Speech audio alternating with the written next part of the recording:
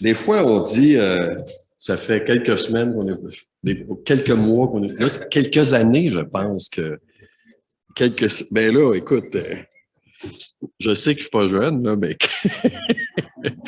euh, ça fait, je pourrais pas dire, mais peut-être 2 ans qu'on n'est pas venu à cause des circonstances qu'on connaît tous, qu'on a vécues. Mais on est content d'être là et Sainte-Marie demeure une église chère à nos cœurs. Donc, j'ai pensé ce matin apporter quelques petites nouvelles avant de parler du message que Dieu m'a mis à cœur, quelques petites nouvelles de publications chrétiennes. Deux points. Comme vous savez, on a fait l'acquisition d'un bâtiment et on a lancé une levée de fonds au mois d'octobre peut-être de 500 000 $ pour financer le bâtiment. Moi, je trouvais ça extrêmement audacieux et il y a un verset dans le 2e livre des Rois où Élisée est avec une veuve et la veuve n'a plus rien. Elle a juste un petit pot d'huile. Puis Élisée, il dit à la veuve, va demander des pots à tes voisins. Et il dit, n'en demande pas un petit nombre. La foi, la bénédiction est égale à la foi. La madame a été chercher des pots, puis il y a eu de l'huile tant qu'il y a eu des pots. Nous, on a notre levée de fonds de 500 000, on est rendu à 460 000. Je suis extrêmement reconnaissant au Seigneur de sa générosité au travers de ses enfants. Je vous cacherai pas qu'il y a des gens de Suisse qui ont été très généreux, qui font bien paraître ce montant-là. Mais voilà, c'est là qu'on en est. Et l'acquisition du bâtiment, c'est une chose, mais il faut l'aménager pour nos besoins, c'est-à-dire l'administration et l'entreposage. Et j'en reviens pas combien c'est cher. Mon frère m'a dit que c'était un électricien.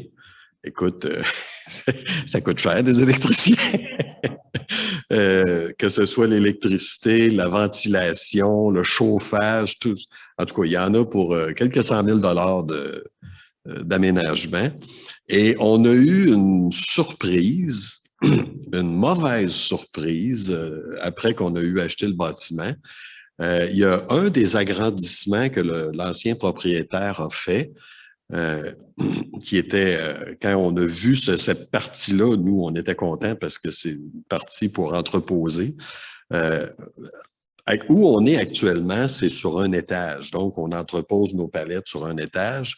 Mais là, on peut mettre 3 rangées de palettes. Donc, la hauteur, pour nous, ça a été une révélation. Et il y a un des agrandissements, le mur extérieur, le monsieur a eu la bonne idée d'assir la lisse ou le footing sur du gravier, plutôt que de faire un fondement de ciment comme ça devrait être pour préserver l'entrée d'eau et que le bois pourrisse. Ça a été fait sur du gravier et évidemment, ça fait 20 ans ça. Heureusement, c'est un fond très solide, donc ça n'a pas bougé, mais ça a commencé à pourrir. Et le contracteur qui travaille avec nous, vous savez, étant donné que c'est une bâtisse commerciale, on peut pas dire on va ramasser une gang de chrétiens puis on va faire ça. Ça marche pas comme ça. Il faut que ça prend des casques blancs, puis je sais pas quelle couleur qu'ils ont, là, mais en tout cas, ça prend des gens avec des cartes. Donc, le contracteur a dit on touche pas à ça, c'est terminé. Il faut refaire ça selon les normes du bâtiment. Et là, il nous parle de peut-être 150 000 $ parce que c'est 120 pieds de long. Fait qu'on est un peu mal pris avec ça. Et c'est pas dans notre ADN à nous de dire, parce que tu sais, on travaille avec des professionnels, des gens de la construction, on va poursuivre, on va regarder, tu vois, on va, tu sais, c'est quasiment des voraces, ces gens-là. En tout cas, nous, on n'est pas comme ça, mais en même temps, par respect pour les donateurs, j'ai trouvé que fallait au moins aviser l'ancien propriétaire, le vendeur, qui était au courant. Ça semble être un vice caché, en tout cas de ce qu'on voit. Fait qu'on a envoyé une mise en demeure par un avocat, puis on attend des nouvelles. Et j'ai ce verset d'Habakkuk dans ma tête et dans mon cœur, un verset qui est repris dans le livre des Actes, qui dit je ferai en vos jours une œuvre que vous ne croiriez pas si on vous la racontait. Et vous savez, si c'était une situation facile, on pourrait la régler puis dire on a réglé ça. On s'est occupé de ça. On s'est occupé de ça. Mais ça ne sera pas comme ça. Et on ne sait pas comment ça va finir, mais à la fin, Dieu sera glorifié. Et c'est ce qu'on recherche. Donc, priez pour cette situation-là qui est délicate parce qu'on veut quand même garder un bon témoignage avec le vendeur. Mais en même temps, on veut être respectueux avec nos donateurs et avoir un bâtiment qui va convenir pour des années. C'est pas réellement une inquiétude parce que le bâtiment, comme je vous dis, il est le fondement extrêmement solide. C'est un aéroport dans ce coin-là avant Trois-Rivières. Mais on veut que ce soit conforme aux normes du bâtiment, malgré qu'ils sont exigeants, ces gens-là, mais semble-t-il qu'on n'a pas le choix de faire affaire avec ça. Bon, voilà. L'autre nouvelle qui est extrêmement encourageante et excitante. Vous savez, on dit depuis des publications chrétiennes, c'est pas une business. Hein? On n'est pas une business. On est un ministère. Et on veut être reconnu comme un ministère missionnaire. On a l'Afrique à cœur, on a Haïti à cœur, entre autres, dans le monde francophone. Haïti, c'est plus difficile actuellement à cause de la situation politique. C'est plus difficile de se rendre en Haïti. Mais l'Afrique, ça, c'est accessible. L'Afrique francophone, bien sûr, je parle. Et de dire, on a l'Afrique à cœur, ça paraît bien, tu sais, je vous dis ça c'est beau, mais ça change quoi dans la vie des Africains? Ça change quoi dans la vie des églises, des frères, des sœurs qui sont en Afrique? Qu'est-ce qu'on peut faire pour eux, concrètement? On a un projet, en fait, c'est plus qu'un projet, c'est en train de se faire. En Afrique, vous savez, pas partout en Afrique, mais notre cible actuellement, c'est le Togo. Et il y a un des frères qui travaille avec nous, Daniel Anderson, qui est allé au Togo au mois de novembre. On a des contacts là-bas, il est allé visiter des églises, des séminaires. Et il dit, je regarde les bibliothèques des pasteurs et il y a 5, 6, 10 livres des fois. Et tu regardes les 5, 6, 10, puis il y en a au moins la moitié, tu sais, que ça sera bon pour chauffer l'hiver, au mieux, parce que c'est presque de l'hérésie. C'est l'évangile de la prospérité.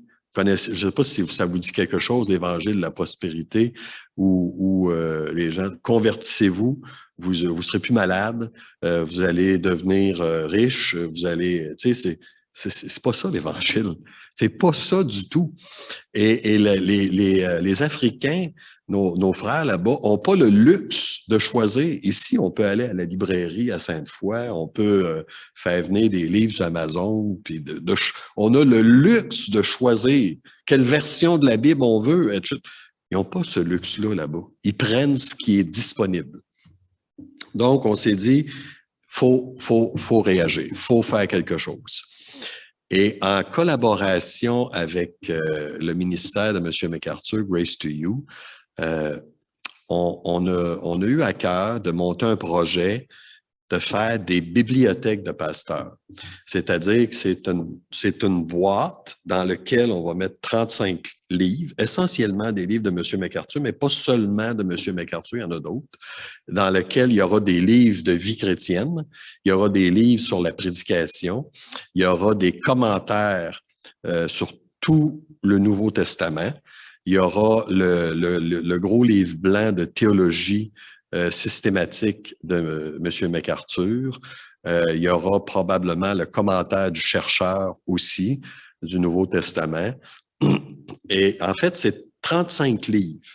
C'est une boîte qui vaut, si je la vendais ici, peut-être 1200 $. Et là-bas, on ne va pas les donner parce que nos collaborateurs nous disent, écoute, si tu donnes une boîte de livres, les gens vont prendre la boîte, vont s'en aller l'autre bord de la rue, puis ils vont vendre les livres.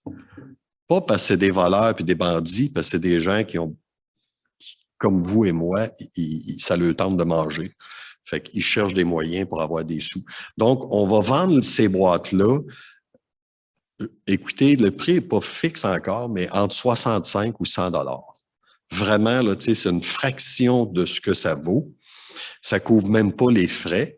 C'est pour ça que je vous ai dit qu'on fait ça en collaboration avec Grace to You.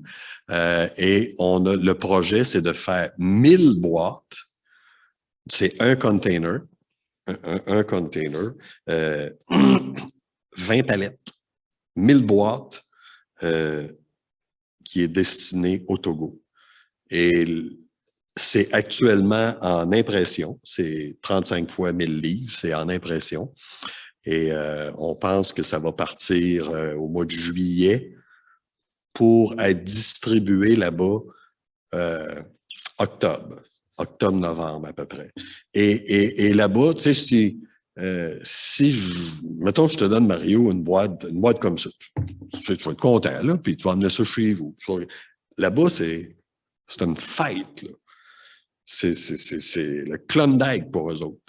Il y a des gens qui vont faire une journée, 2 jours de vélo pour venir là où les livres vont être distribués. Ils vont mettre ça sur le bicycle, puis ils vont repartir avec la boîte. Puis... Donc, c'est un contexte complètement différent. Et pour nous, c'est une façon de faire quelque chose de concret pour l'Église en Afrique. Vous savez, l'Église en Afrique n'a pas moins de valeur que celle de Sainte-Marie ou à Saint-Jean ou à Trois-Rivières. L'Église de Jésus-Christ a toute la même valeur, mais ils n'ont pas toutes les mêmes opportunités. Nous, ici, on a l'opportunité de faire quelque chose et on veut être impliqué, on veut faire une différence dans la vie de ces pasteurs-là, de ces anciens, des ouvriers qui vont partir avec cette boîte-là, qui vont avoir des outils pour préparer des messages, pour enseigner l'Église locale et faire en sorte que l'Église locale là-bas va se solidifier théologiquement. Donc ça, c'est un projet qui est, écoutez, qui nous excite beaucoup. Et le Togo, c'est une première... un premier essai, on pourrait dire. On sait où on s'en va, là, vous savez, on ne s'en va pas dans la brume en disant « j'espère qu'il y a un port au Togo ». Là. On sait où on s'en va, mais en même temps, il y a quand même quelques incertitudes au niveau de la distribution là-bas. Au Togo, heureusement, on a des contacts au niveau de la douane. Parce que là aussi, ça peut être une difficulté sérieuse. On a déjà eu à Publication chrétienne des difficultés de douane, des palettes qui se retrouvent au port et les douaniers, ils savent pas comment les dédouaner à moins qu'on sorte le portefeuille puis qu'on les aide un peu, ils vont trouver une façon. Fait que c'est différent d'ici. Donc, voilà. Déjà, en Côte d'Ivoire, il y a des frères qui ont su qu'on avait ce projet-là, puis qui ont dit, nous autres aussi, on voudrait 500 boîtes. Et on veut continuer le projet. On veut aller éventuellement aussi au Congo. L'Afrique francophone, en fait. On veut être présent, on veut faire une différence. Donc, c'est ça. Je pourrais vous parler pendant 1 heure de Publication chrétienne, de tout ce qui se passe, de tous les livres qu'on est en train d'imprimer, de publier. Je vous dis ça rapidement. Là.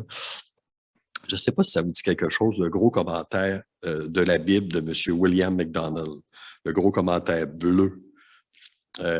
Ça, c'est un livre qui appartenait à La Joie de l'Éternel. L'éditeur, c'est La Joie de l'Éternel, Jean-Paul Burga, en Europe. Et M. Burga est rendu, écoutez, je pense qu'il y a entre 150 ou 175 ans. Là, je ne suis pas certain, mais quand j'y parle, lui, on parle de siècle.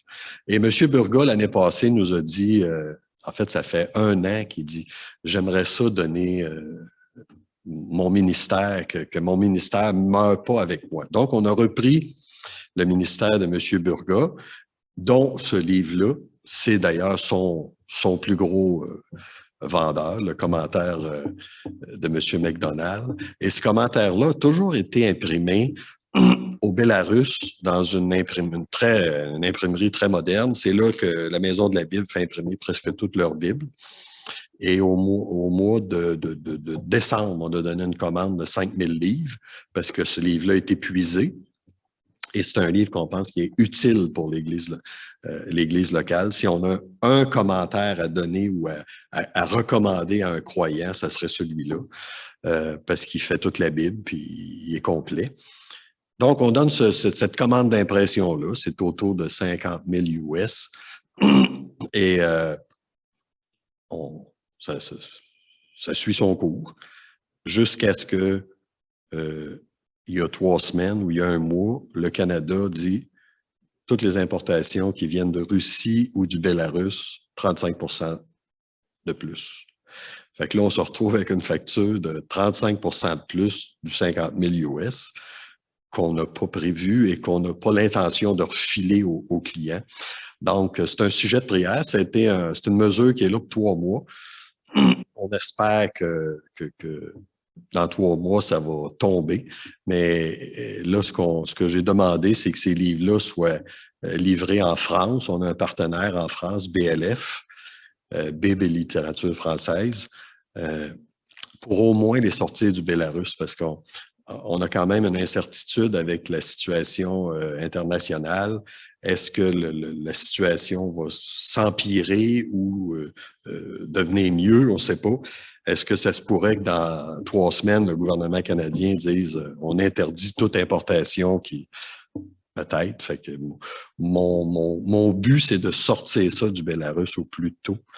Et priez pour ça parce que c'est un investissement important de sous, mais c'est un investissement important aussi de ressources.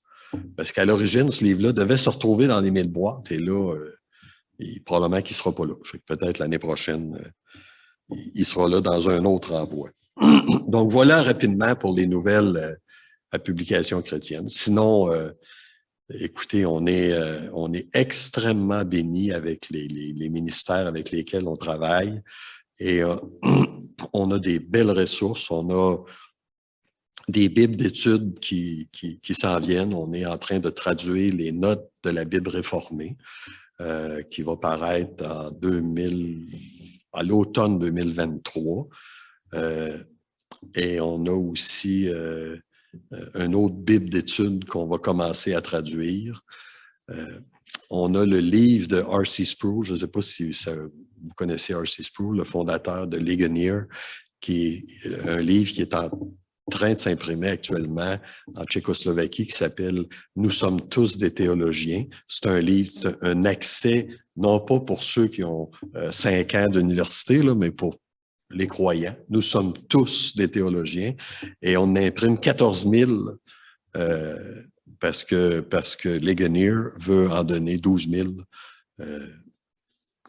particulièrement en Afrique, mais pas seulement en Afrique. Donc, on a des beaux projets, on a des beaux partenaires. On a l'air généreux, mais c'est Dieu qui est généreux au travers de ses enfants.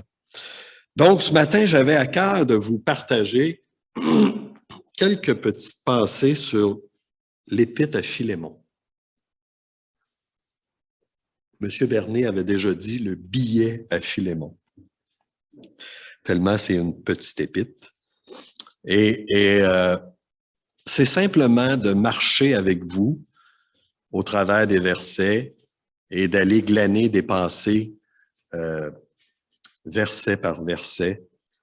Philémon, qui est le fondement doctrinal du pardon. C'est l'épître à Philémon. Et rapidement, je vous dis, il y a 3 personnages principaux dans l'épître à Philémon. Paul, l'auteur, l'apôtre bien connu, qui est probablement à Rome en prison. Quand je dis en prison, c'est emprisonné C'est pas vraiment dans une prison avec des barreaux puis il peut pas bouger, mais c'est qu'il est en garde à vue dans la première fois qu'il a été emprisonné. Il est en garde à vue. Donc, il peut pas se déplacer librement, il peut pas faire ce qu'il veut. Il y a aussi Philémon, bien sûr. Philémon, probablement un croyant de Colosse. Quand on lit l'Épître aux Colossiens, Philémon était dans la région, dans cette région-là. On ne sait pas grand-chose de Philémon, à part que c'était un monsieur fortuné. C'est un monsieur qui était, c'était pas un pauvre, Philémon. Et Onésime. Onésime, c'est un esclave en fuite. Onésime appartenait à Philémon, parce que c'était ça l'esclavage. Hein? C'est les esclaves appartenaient à leur maître. À 5 heures, là, ils ne punchaient pas out pour s'en aller chez eux. Là. Ça finissait pas. Ils appartenaient à leur maître. Et d'ailleurs, presque toutes les fois dans le Nouveau Testament où il est question de nous, les croyants, on est appelés des serviteurs. C'est pas ce mot-là qui est employé. C'est doulos, c'est esclave. On appartient à Jésus-Christ. Il est notre maître. Mario a dit, il est notre roi, il est notre maître.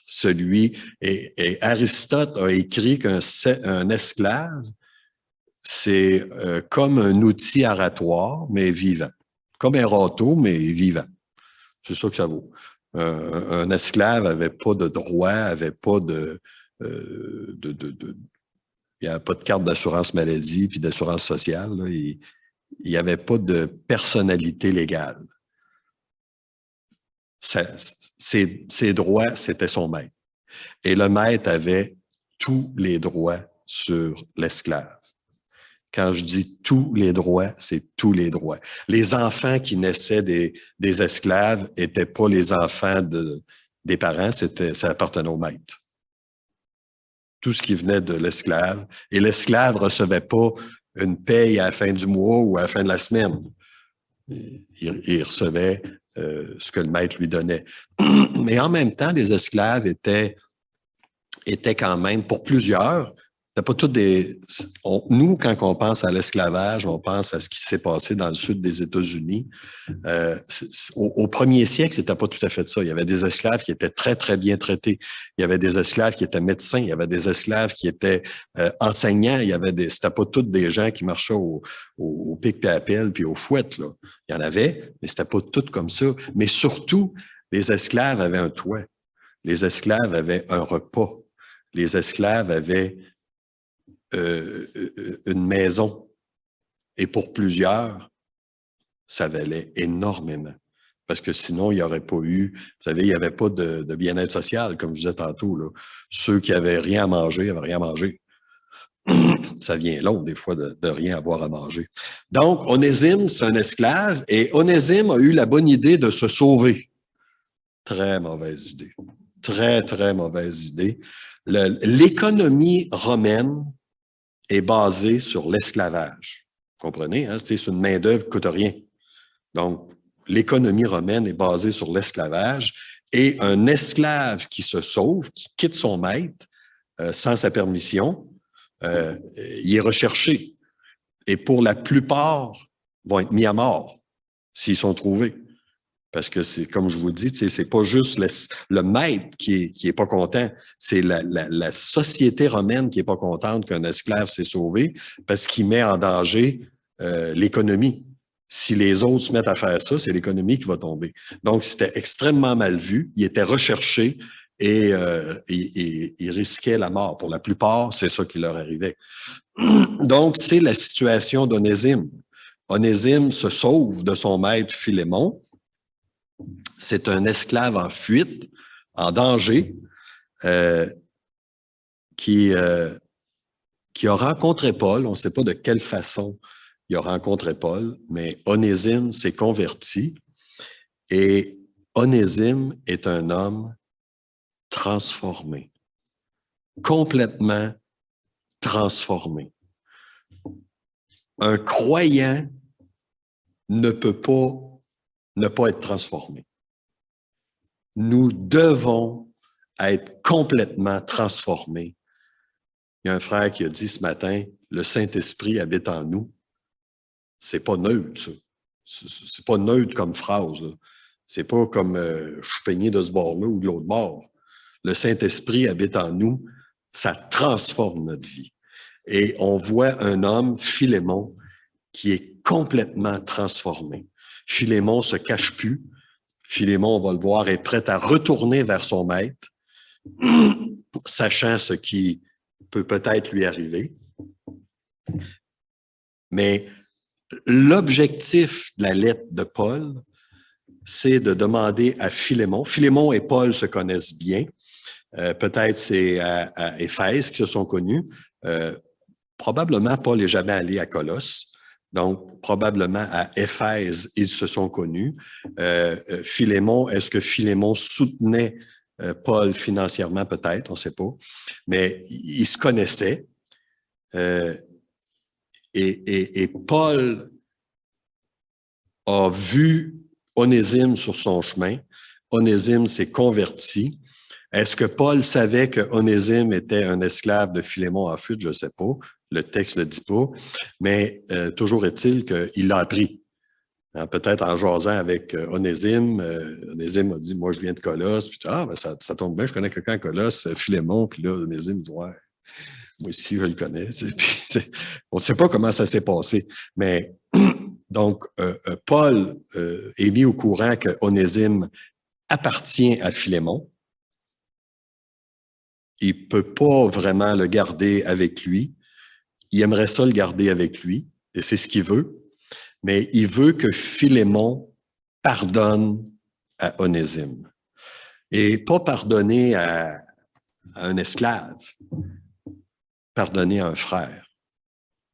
Et c'est pour ça que je vous dis que l'Épître à Philémon, c'est le fondement doctrinal du pardon. Et c'est l'Évangile mis en pratique. On n'est pas dans la théorie. Paul n'est pas en train de dire à Philémon, voici c'est quoi le pardon. Non, il dit, gars, tu vas le vivre. Mon Philémon, là, tu vas le vivre, c'est quoi le pardon. Parce qu'il y a quelqu'un qui t'a offensé. Les commentateurs pensent que Philémon est probablement parti avec une certaine somme d'argent aussi. Donc, il dit à Philémon, tu vas vivre, c'est quoi le pardon. Et ça commence au verset 1. Paul, prisonnier de Jésus-Christ. Gilles m'a téléphoné hier soir pour me dire as-tu une date au mois de mai? Et on va continuer Philémon parce qu'on ne va pas passer au travers de ça aujourd'hui. Déjà, j'ai eu une longue introduction, là, mais je voulais bien asseoir la situation. Paul, prisonnier de Jésus-Christ. Paul se considère comme un prisonnier parce qu'il est prisonnier. Et il n'est pas en train de dire « je suis un prisonnier spirituel de Jésus-Christ », quoique c'est le cas aussi. Spirituellement, on est prisonnier dans le sens que on lui appartient. C'est pas qu'on peut pas faire ce qu'on veut ou qu'on est limité ou qu'on est enchaîné, mais spirituellement, on est prisonnier de Jésus-Christ, on est saisi par lui. Mais Paul est en train de dire qu'il est prisonnier physiquement. L'Évangile a mis Paul dans une situation qu'on va dire désagréable. Hein, je ne sais pas c'était quoi la vie d'un prisonnier à cette époque-là, mais je sais qu'il n'y avait pas de télévision, puis des droits de l'homme, puis des choses comme ça. Paul, à cause de l'Évangile, Paul est dans une situation extrêmement désagréable. Et c'est une situation désagréable, je ne sais pas pour vous, mais moi, je ne cours pas après ça. Ce n'est pas quelque chose qui me tente. Et ça se peut que l'Évangile nous place parfois dans une situation désagréable, une situation qu'on aimerait mieux esquiver, qu'on aimerait mieux passer à côté. Ça peut être un témoignage qu'on a à rendre, parfois devant des voisins, devant la famille, au travail. On ne sera pas amené en prison, pas encore. Pas encore. Je vous raconte quelque chose là-dessus, pas encore, parce que ça...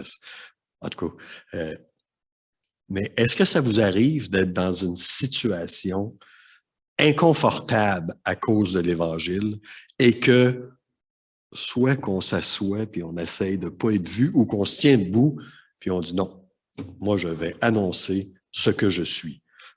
Pas de dire on va annoncer l'Évangile à tous les coins de rue, mais de se tenir debout comme chrétien et de dire voilà pourquoi j'agis comme j'agis, parce que moi je suis un croyant. J'appartiens à Jésus-Christ, le Saint-Esprit est dans ma vie et ça fait une différence.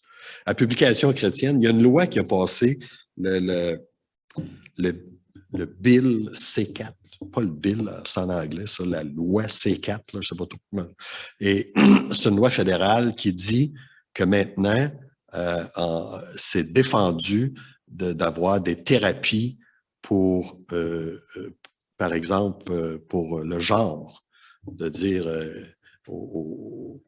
les petits gars qui veulent des petites filles ou vice-versa, c'est illégal de forcer des thérapies.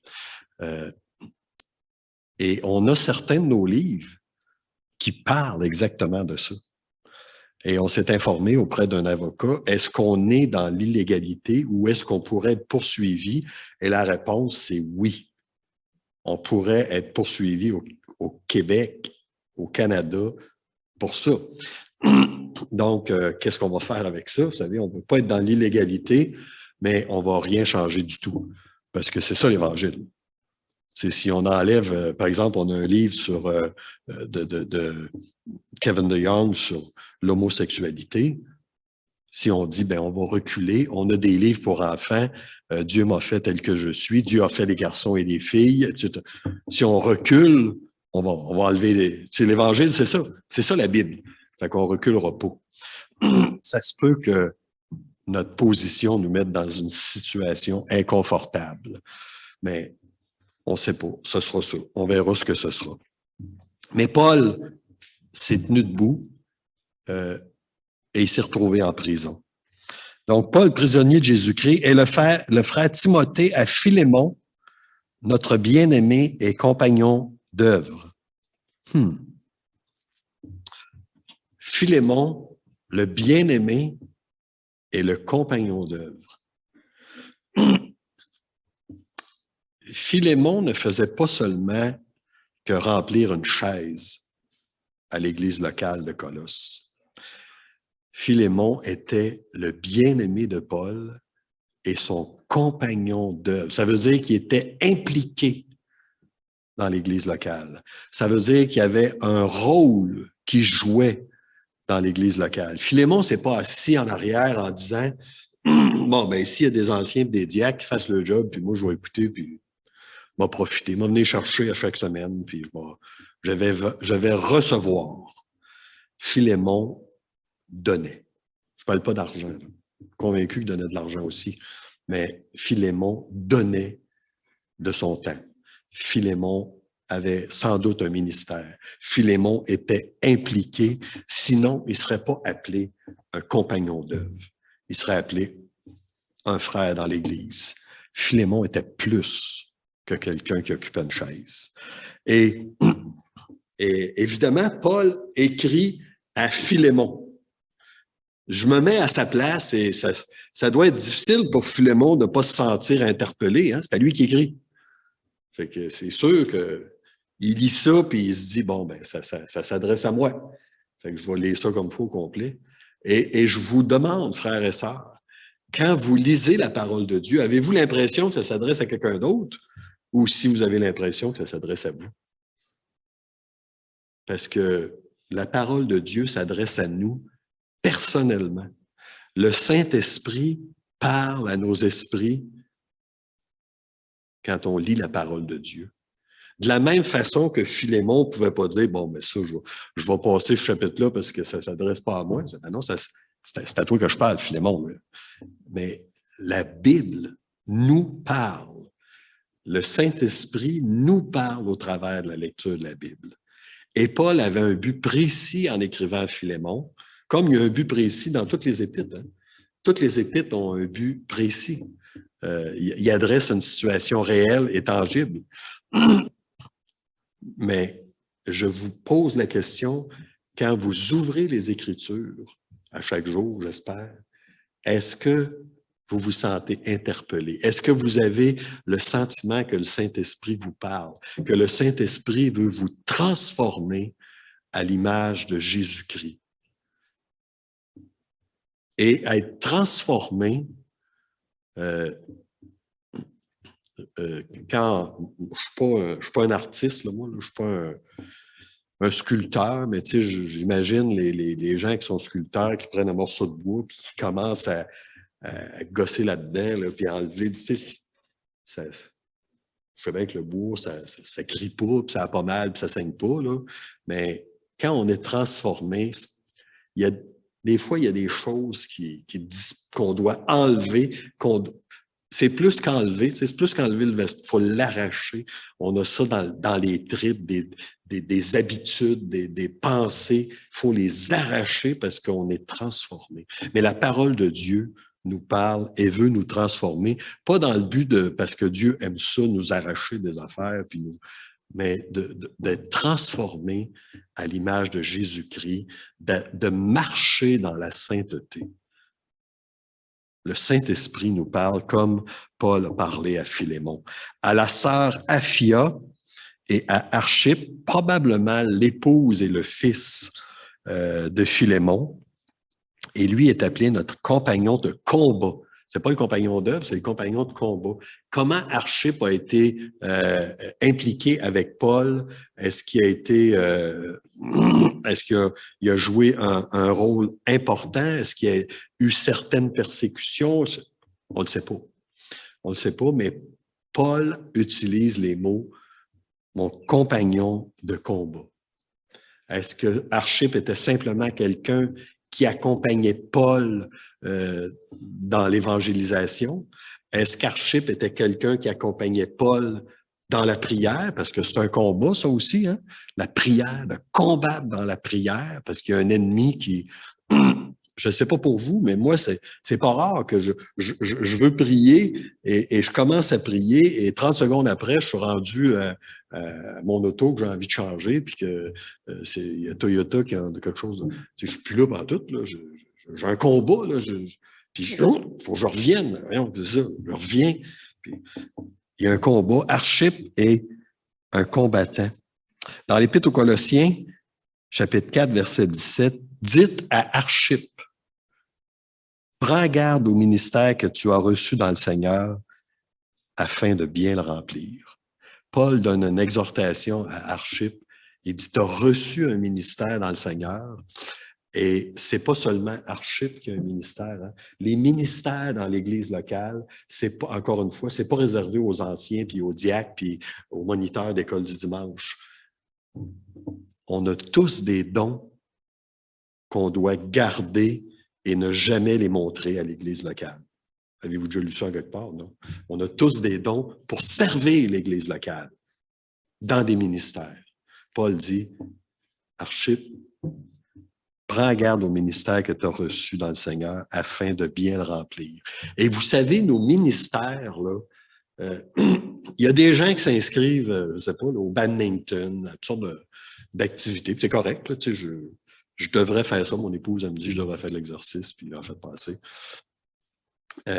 Puis à la fin de l'année, on se dit, bon, je pense pas que je vais me réinscrire parce que toutes sortes de raisons.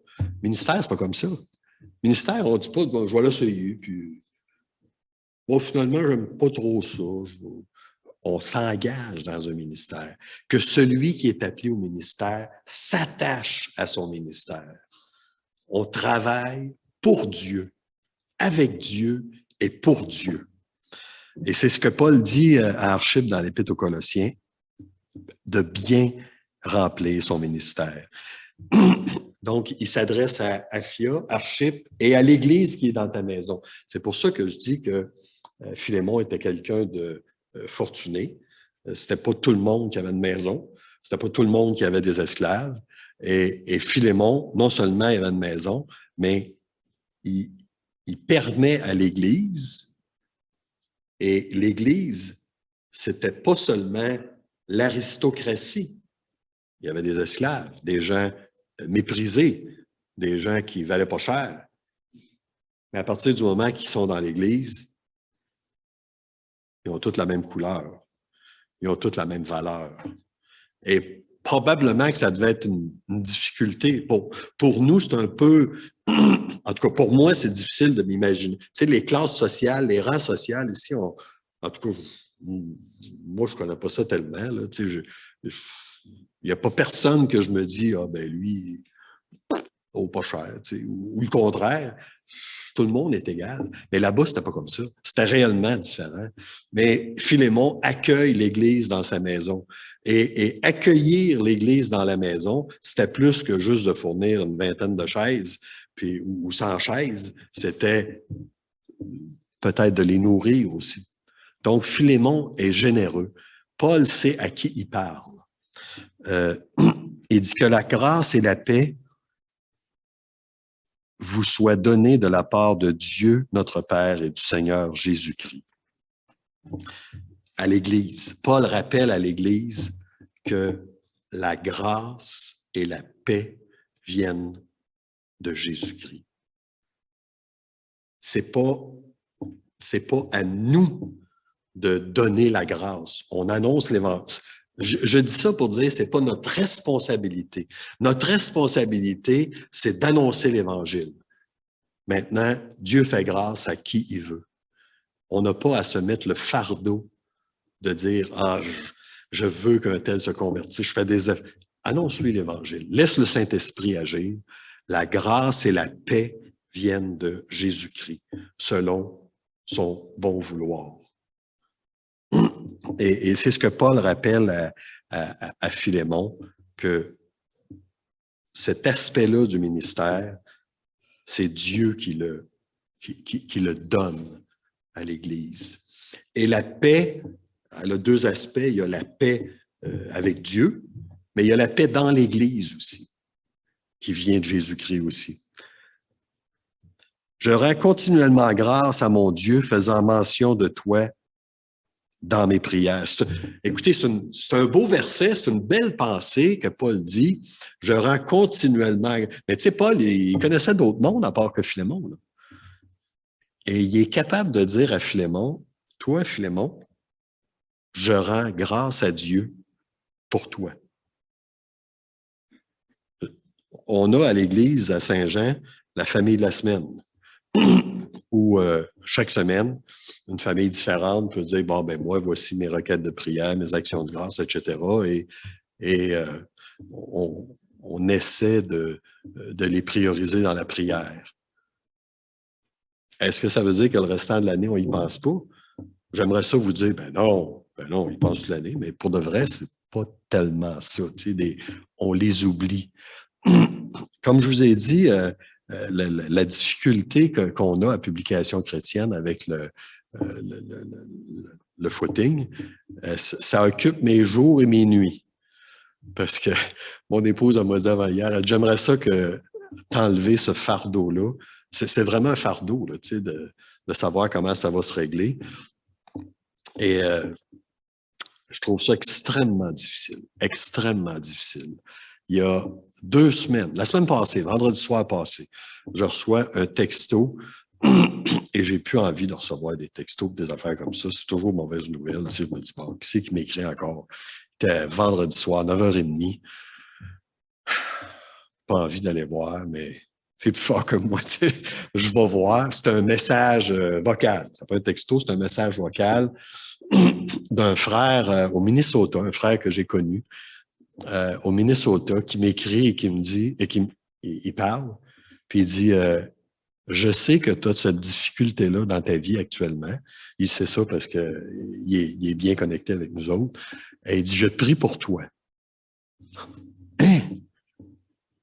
de savoir que ce gars-là aux États-Unis, qui a un ministère très important, qui pense à moi puis qui prie pour moi, j'ai dit, wow! Pas parce que, tu sais, je me suis dit, bon, ben, Dieu m'encourage. Et Paul, il dit à Philémon, je rends continuellement grâce à mon Dieu, faisant mention de toi dans mes prières. On a le privilège d'aller devant le trône de la grâce quand on veut, n'importe quand. Pas besoin de passeport, pas de file d'attente, ni de masque. Et de venir parler à Dieu de nos frères et sœurs. Vous connaissez les combats de vos frères et sœurs, les difficultés, les actions de grâce, les besoins. Vous avez le privilège de vous présenter devant Dieu et d'intercéder.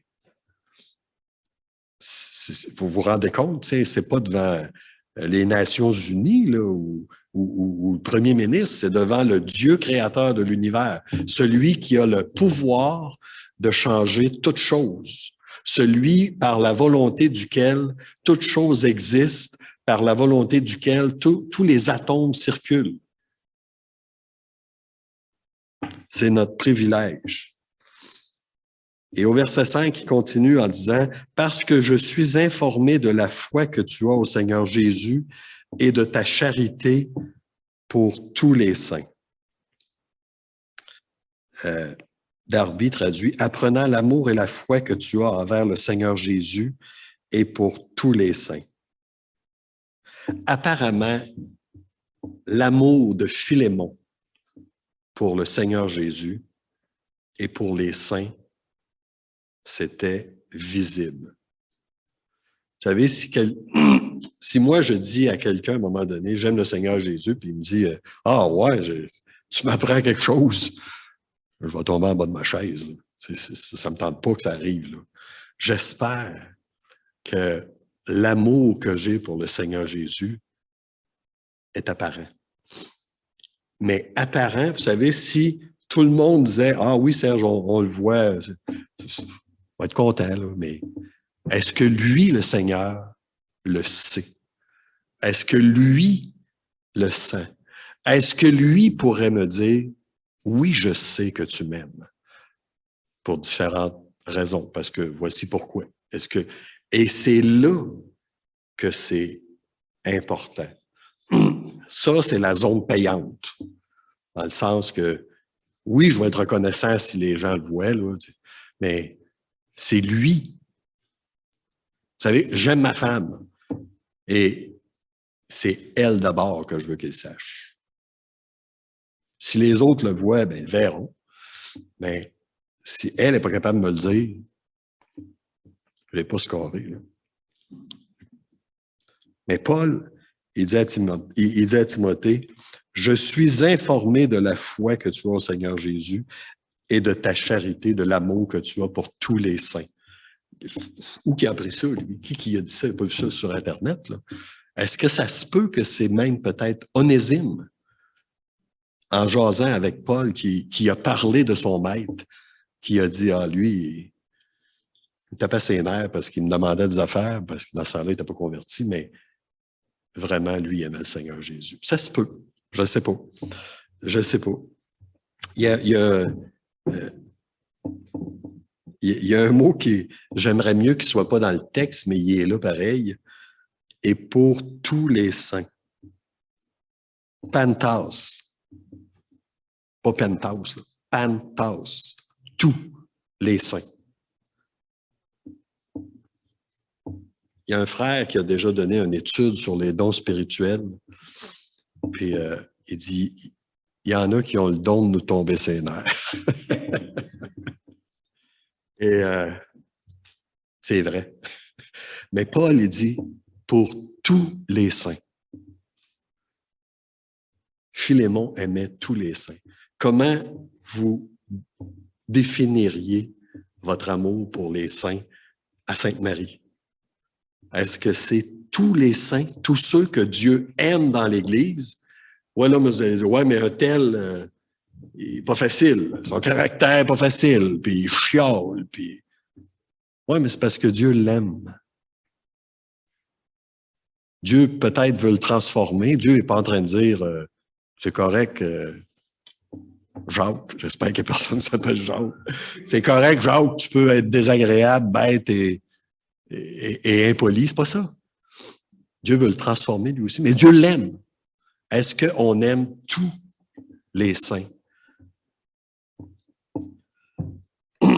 Et Paul, on va finir les 2 autres versets, 6 et 7. Je lui demande quelle clarté dans la pensée de Paul. Je lui demande quelque chose de clair. Et je nous encourage quand on a des sujets de prière. Tu sais, si je vous dis priez pour moi, ouais. C'est quoi au juste? Là, tu sais, c'est quoi tu veux que je demande? Là? Parce que c'est vaste un peu, prier pour moi. Il y a des choses personnelles que je comprends qu'on ne va pas demander de prier pour ça. Mais à partir du moment qu'on s'engage et si on est à l'aise, qu'on est transparent, par exemple, si je vous dis, priez pour moi, j'essaie d'arrêter de fumer. Je ne fume pas en passant, mais je viens de dire à tout le monde que j'ai un combat. Je viens de m'engager devant tout le monde. Je viens de révéler ma faiblesse. Et vous savez exactement pourquoi prier. 100%. Je ne passerai pas à côté. Là. Je ne dirai pas au Seigneur, priez. Écoute, toi, tu sais c'est quoi qu'il y a, moi, je ne sais pas. Là, mais non. Lui cherche à arrêter de fumer, par exemple. Ou ça peut être un problème avec Internet. Vous savez que les gens qui ont Internet peuvent avoir des problèmes selon ce qu'ils vont regarder.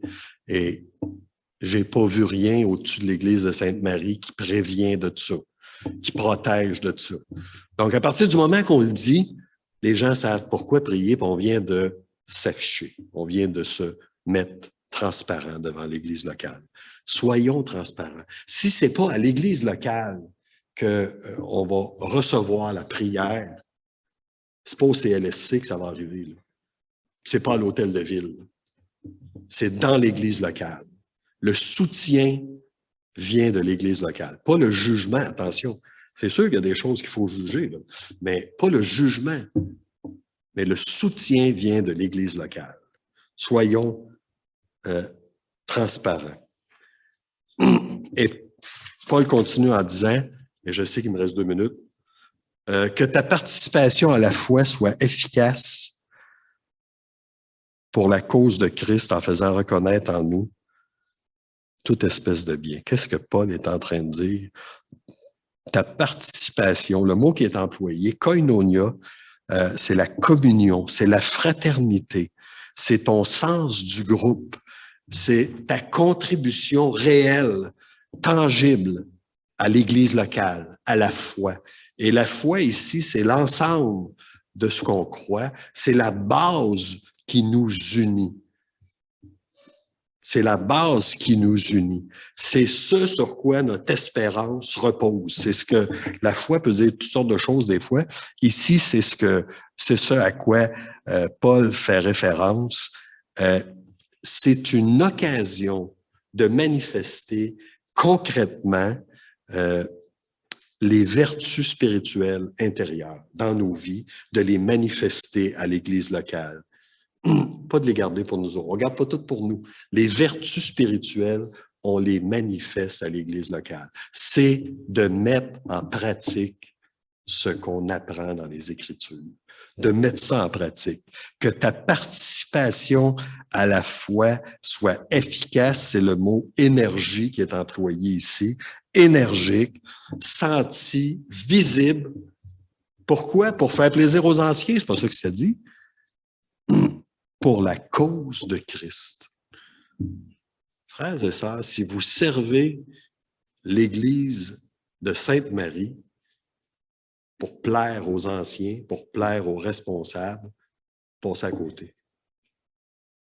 Vous servez Dieu dans l'Église de Sainte-Marie pour plaire à Dieu, pour être à son service à lui.